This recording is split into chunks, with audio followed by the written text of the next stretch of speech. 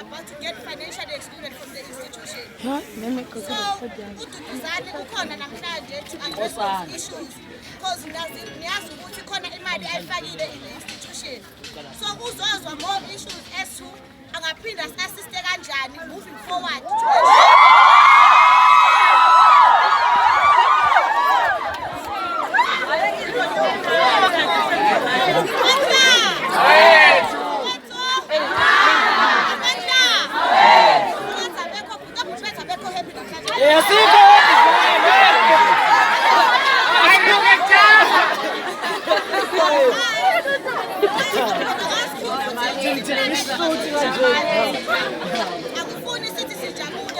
it's not a very good day for us, for most of us.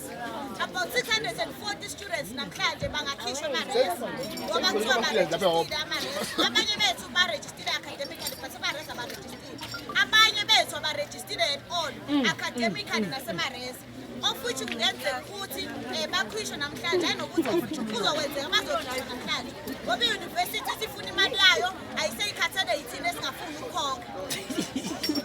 So amandla Amadva.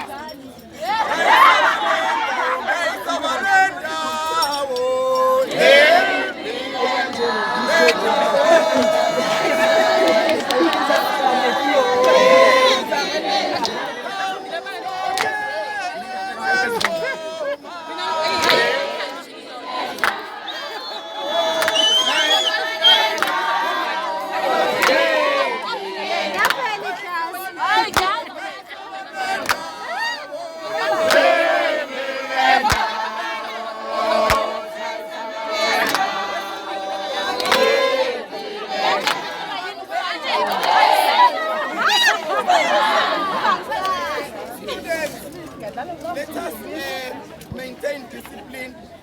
Will allow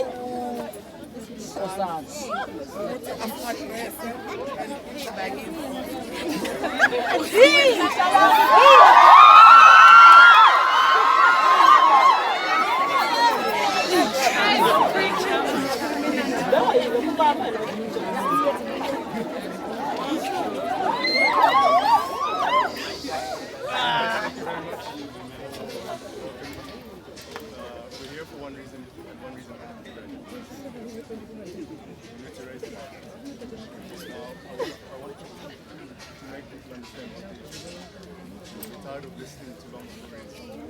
We want to so, by a show of hands, I just need for us to see how many people are being excluded. Sorry, let me say. And all of those heads.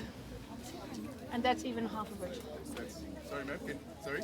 I'm just saying, and all of those people on those heads, those are authentic stories of people who are not registered, and there's still more coming. Yeah, so Just that's the message that we're trying to push today. At the end of today, people are not going to have the opportunity to build their lives. We need to raise the bar, we need people to hear us. They need to understand us, and we just need to do the right thing. I know there's been a lot of issues around violence and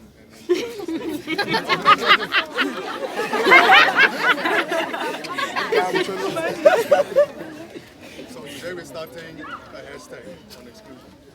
Hashtag exclusion. That's a sign we're trying to get people to see that this is not a joke.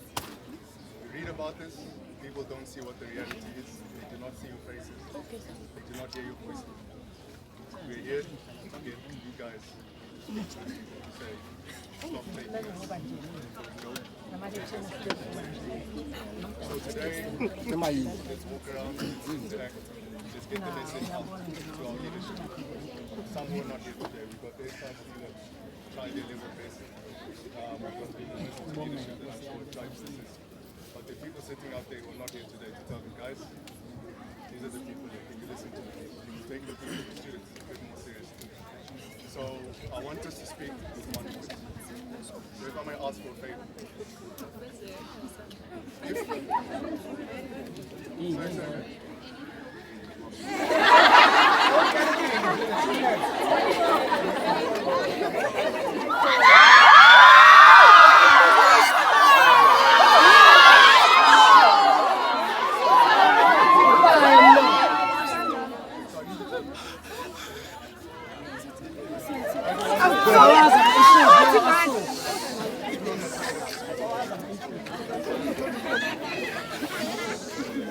When colleague says, what is to say?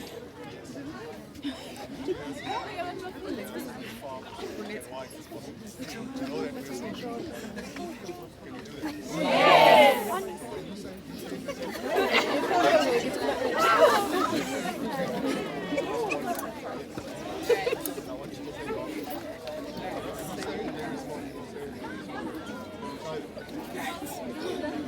UKZN! Yeah!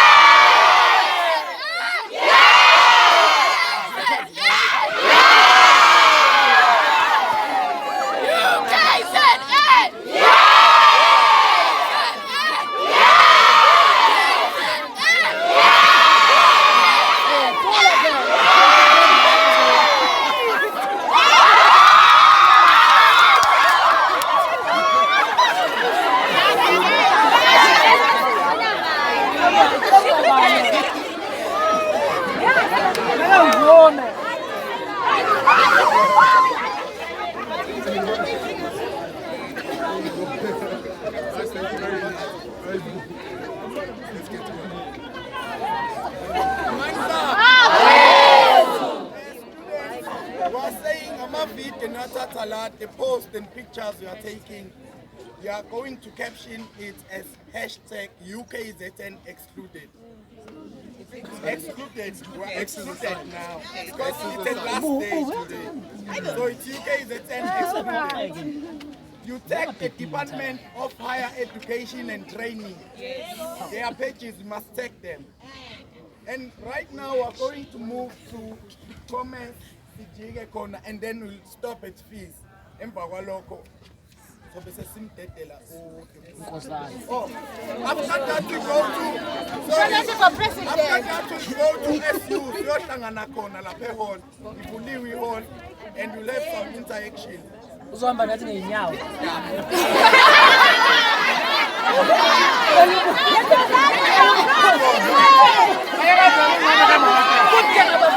Live, so just tell us a little bit. How did you come about this idea and what does it mean? Okay, so for weeks now, I've been getting more and more stressed because obviously some of my students aren't registered, right? And I know who they are. So I know that they haven't got the money. Yes. And that they're not going to be able to meet these like ridiculous dates and things. Yes. My issue about it is that it's a systemic issue. I think really I got mad when I start talking to the public because people know me, you know, they kind of like get involved with this. They want to say, oh, the students, oh, how's university? And it's like, actually what is really terrible is the state that my students are in, and they say, oh, shame, but I draw the line at burning buildings. And I said, yeah, but you didn't draw the line at my students being excluded. You didn't draw the line at what is happening, the violence of exclusion, of slamming a door in people's faces for what has been going on. This problem's been years in the making. Yeah. So you want to use one registration to suddenly smack people into a wall like that? Of course that's violence. The trauma is the same as having an accident.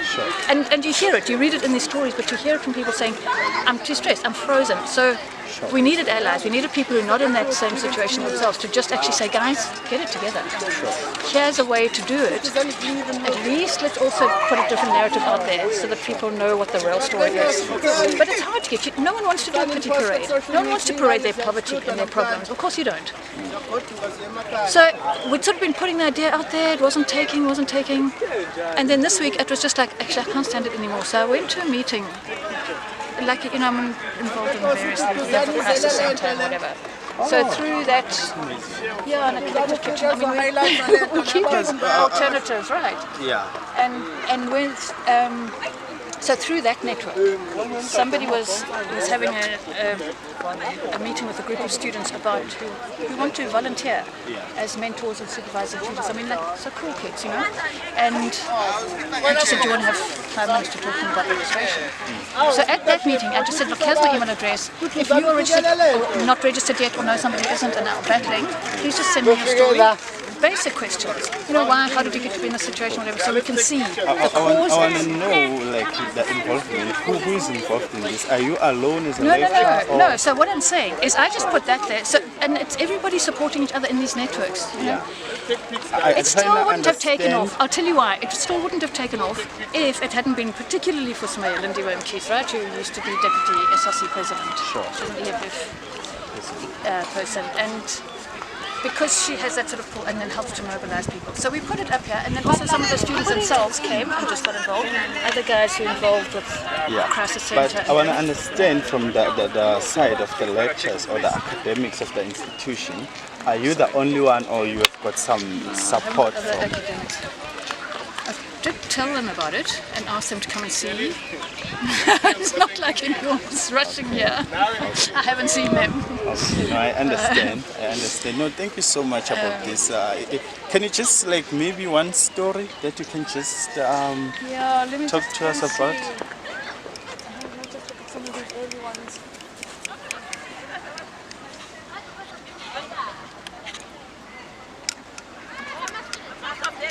So I think, you see, these are the kind of things to see. Is just, okay, people come through NSFAS, Yes. and then you get into into postgrad, but your mother's a single parent and the only breadwinner. Yeah. All right. So she can't afford that, but you'll see some that are even much more.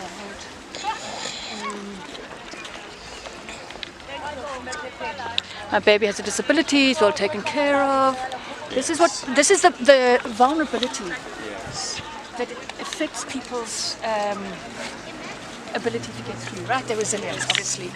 And it's what we don't take into account. I just want to say, okay, this is the last year for my master's. I owe 36,000 because I was staying at residence. I wasn't having funding. So last year I had a bursary. I cannot pay, and my mother is not working at home. They use grant for living, which is even less than 15%. So I mean, that's a perfect example of how the system kind of got people into this debt, and now you want to kick them out before they finish. It doesn't help the student, it doesn't help the institution, because then we're not going to get the money from the state, for graduates, and it doesn't help society. So what are we doing? These are the people who most know what the issues of transformation are, and we call ourselves a University of Transformation. This is why these are the people that we want as our postgraduates. They're the people who can transform society away from the inequity that we have at the moment. Getting an opportunity to address this to the Vice Chancellor, Professor Nanapogi, what would be your message to him? You see, my message is that I understand as a manager of a neoliberal university, you kind of have to be worried about the bottom line, which is called debt and things like that. Right? But if you try and solve that by taking it out on the most vulnerable and marginalized, which this is doing, when it's the students who are on the edges like that, it's completely the wrong way to go. That doesn't sit with a transformative university. You've got to take your problem to the state. Yes. And actually, it's all very well saying that the state can't pay. I keep getting this narrative of, oh, but can't be free education, nothing can be free. I don't care. It's not about being free. But it is a state cost anyway. It's a cost of society if you want higher education. Why is it individualized, not socialized? Why isn't all higher education free? Those people who can get into it must be paid for by society. Students should be studying, not worrying about how to sleep, eat, register, all of that nonsense. It's absolute nonsense. So it is, for me, it is take the problem to the state, because it's the state's responsibility. Yes. Sure. Thanks. Thanks for picking it up. I don't write this stuff because I get too frustrated when I write. So I can rather do direct action. Thank you so much. Let's go cover.